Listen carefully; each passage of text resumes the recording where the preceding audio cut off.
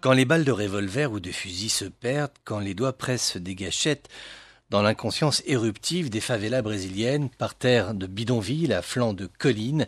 misère sociale à perte de vue, théâtre permanent de batailles entre bandes rivales, raquettes, prostitution, drogue, règlement de compte, les litiges se règlent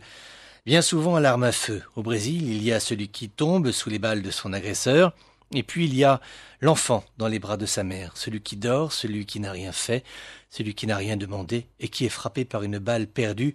parfois tirée à plusieurs centaines de mètres de chez lui, une balle qui, après avoir raté sa cible, poursuit sa course macabre et va s'écraser plus loin au hasard de ces maisonnettes en tôle ondulée où s'entassent les laissés pour compte du miracle brésilien. Tu sais, le pays du soleil, des plages de rêve et des joueurs de football mythiques, le Brésil des cartes postales, le Brésil de la Coupe du Monde et des Jeux Olympiques, beau, clinquant, séduisant.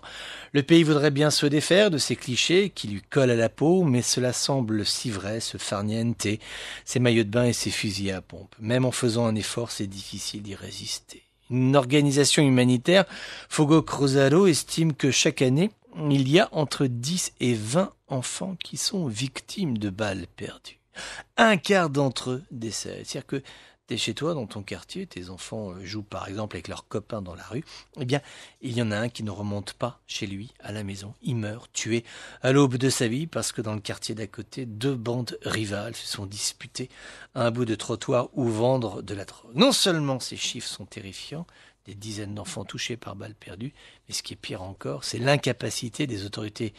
municipales de Rio. La police brésilienne est une force hétéroclite, composée d'unités spéciales, ultra équipées, bien payées, bien formées. Et puis tu as la police de tous les jours, celle du quartier, le policier que tout le monde connaît, celui qui est au bout de la rue, qui touche son salaire avec 3 mois de retard et qui à un moment donné se laisse prendre dans la spirale de la corruption. Parce qu'il ne s'en sort plus, parce qu'il est débordé, parce que lui aussi a peur pour ses propres enfants qui risquent de prendre une balle perdue dans l'une de ces favelas plébéantes de cet immense pays qu'est le Brésil, où parfois des enfants s'endorment dans leur lit pour ne jamais se réveiller.